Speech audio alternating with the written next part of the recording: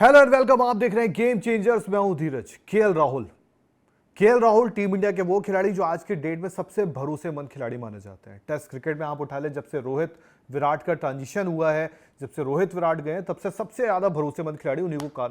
आंका जाता है, क्योंकि टॉप ऑर्डर पे वो बल्लेबाजी करते हैं। नो डाउट ऋषभ पंत वहां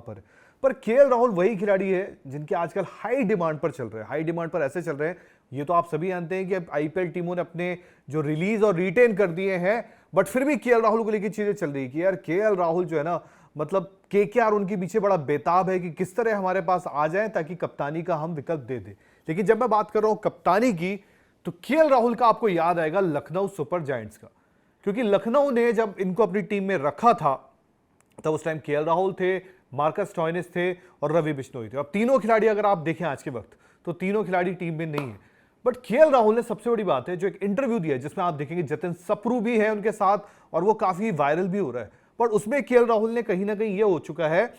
कि केएल राहुल ने क्या लखनऊ सुपर जायंट्स को एक्सपोज कर दिया है, क्या लखनऊ सुपर जायंट्स के जो मालिक है संजीव गोयंका, उनकी उन्होंने सच्चाई बता दी है। मैं ये बात इसलिए कर रहा हूं क्योंकि उस 52 मिनट के पूरे इंटरव्यू पे, जहां पे वो जतिन सप्रू के साथ बैठे हैं, जहां पे अपने क्रिकेट को लेकर बात करते हैं, अपनी आप कह सकते हैं जो जर्नी को लेकर बात करते हो, और बड़े सुलझे तरीके से बात करते हैं। इस तरह भी बात नहीं करते कि आप अगर कहीं सुने तो आपको सुनकर लगे कि यार कुछ इनकी जो बातें हैं वो खराब है। मतलब बड़ा सुलझा। एक तो केएल राहुल को ऑलवेज हमेशा एक गुड बॉय की आप एक इमेज में देखते हैं, वो हमेशा उस तरह की हरकत ही करते हैं, कभी आपको ज्यादा नजर नहीं आएगा कि वो फालतू हरकतें करें।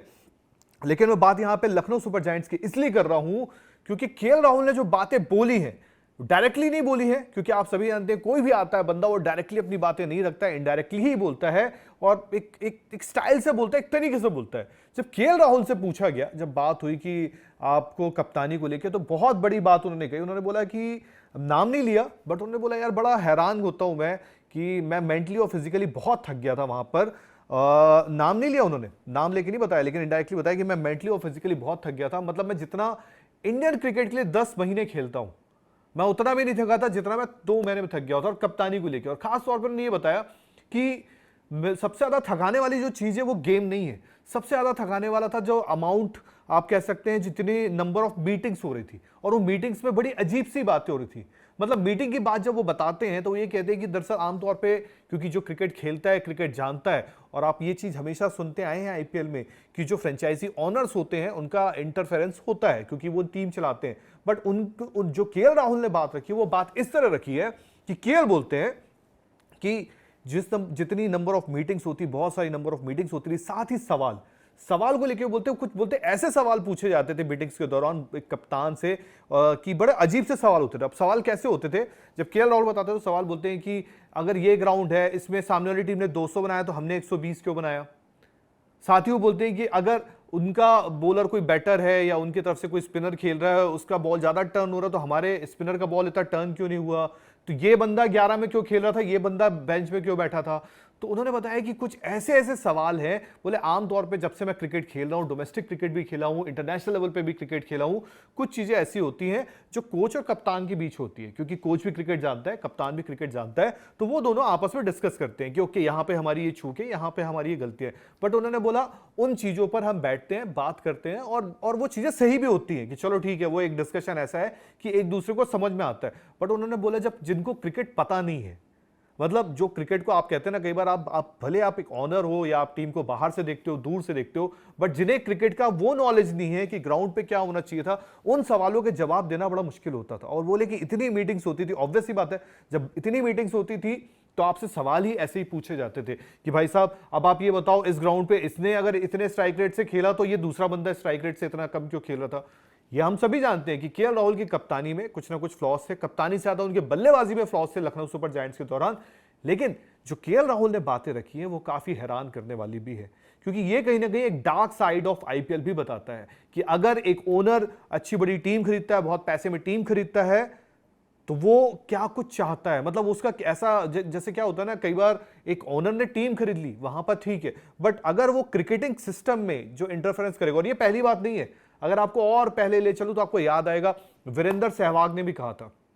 वीरेंद्र सहवाग जब कोच थे तो वीरेंद्र सहवाग ने भी कहा था कि मुझे टीम दी जाती है कि ये टीम खिलाओ, मुझे बताया जाता है कि इसको हटा के इसको खिलाओ। तो वीरेंद्र सहवाग ने बोला यार अगर मैं कोच हूं और मैं फैसले लूंगा कप्तान के साथ मिलकर तो हम आपस में लेंगे। तो ये कहीं ना कहीं एक डार्क साइड ऑफ आईपीएल भी बताता है कि जो ओनर्स हैं वो कितना ज्यादा इन्वॉल्व होते हैं, वो इन सब में भी इन्वॉल्व होते हैं और कई बार ऐसे क्वेश्चंस में भी इन्वॉल्व होते हैं जिनका जवाब नहीं होता।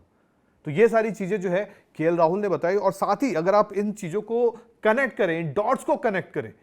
तो ये सिर्फ केएल राहुल पर नहीं आता है। अगर मैं आपको बताऊं जिस वक्त लखनऊ सुपर जायंट्स की टीम बनी थी तो आपको याद होगा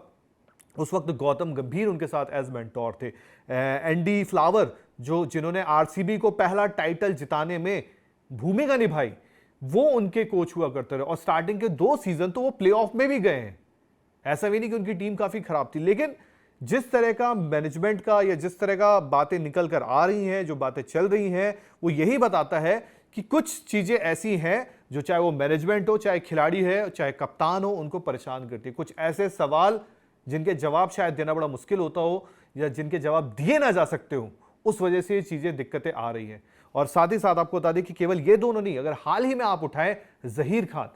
जहीर खान भी 1 साल के लिए सेटअप से जुड़े, उनको भी जाना पड़ा। और कहीं ना कहीं बहुत सारी चीजें ऊपर नीचे चल रही है कि मतलब ये भी साफ है कि अगर इतनी सारी चीजें चल रही हैं कि 11 में ये क्यों खेलता है और ये क्यों नहीं खेलता है, तो ऑब्वियस सी बात है जो पिछले साल निकल कर आया कि ऋषभ पंत अगर टॉप ऑर्डर बैटिंग करना चाहते थे, उनको नीचे बल्लेबाजी कराई जा रही थी, तो उसका भी कुछ होगा। और कहीं ना कहीं ऋषभ पंत भी जब ज्वाइन किया उन्होंने तो वो काफी खुश थे, लेकिन जिस तरह का ऋषभ पंत का पूरा सीजन गया वो भी ये बताता है कि वहां पे जो सवाल उनसे पूछे जाते हैं, जो चीजें निकल कर आती हैं, वो काफी खतरनाक है। तो ये आपको बताना है क्योंकि केएल राहुल ने जो अपनी बातें रखी है, केएल राहुल ने जो ये अपनी बातें बताई हैं, वो बड़े सरल तरीके से, बड़े अच्छे तरीके से बताई हैं, लेकिन ये एक बहुत बड़ा डार्क साइड या ग्रे साइड ऑफ आईपीएल है। पहले भी हमने ऐसी कई स्टोरीज सुनी है जो हम ऑन एयर नहीं बता सकते हैं, कुछ तो ऑन एयर भी पढ़ी है। आपको अगर बता दूं, जिस तरह अपनी आप कह सकते हैं जो किताब लिखी थी रॉस टेलर ने ये तक लिखा था कि ऑनर ने उन्हें थप्पड़ मारा था।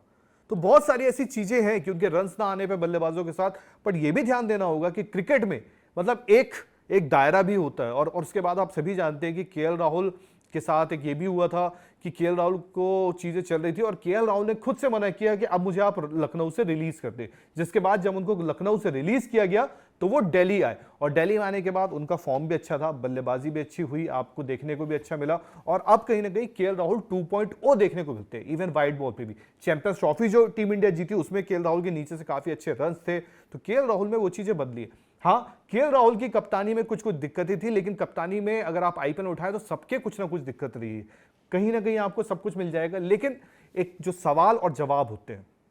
तो ये आप कहीं ना कहीं इसको समझ सकते हैं। अगर मैं आसान शब्दों में बताऊं, आसान भाषा में बताऊं, तो केएल राहुल ने एक कप्तानी को लेके जो बता दिया है। और साथ ही साथ ये भी अब थोड़ा नजर आ रहा है कि क्या केएल राहुल, क्योंकि जब केएल राहुल ये बातें कर रहे हैं कि आईपीएल की कप्तानी में इतना प्रेशर है, इतना चीजें निकल कर आती हैं, और खास तौर पर प्रेशर की बात अगर करें, अगर ऑनर आपका सही ना हो या आपका मैनेजमेंट अगर आपसे मतलब चीजें बड़ा अलग तरीके से करता है, जैसे कोच अगर आप देखें, जैसे फिलहाल जस्टिन लेंगर,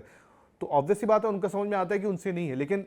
केएल राहुल ने यह भी बताया कि ना सिर्फ मुझसे, कोच से भी इस तरह की बातें होती कि यार ये क्या चल रहा है, ये क्यों नहीं हो रहा है, हम उस ग्राउंड पे खेल रहे हैं तो उसके इतने रन आ रहे हैं, वो ऐसी बैटिंग कर सकता है तो हम ऐसी बैटिंग क्यों नहीं कर सकते हैं, अगर वो 100-200 के स्ट्राइक रेट से कर रहा है तो हमारा 200 का स्ट्राइक रेट क्यों नहीं है। मतलब बड़ा अजीब सा, क्योंकि हम एक चीज तो जानते हैं कि हर क्रिकेटर का स्टाइल अलग है, हर क्रिकेटर का तरीका अलग है।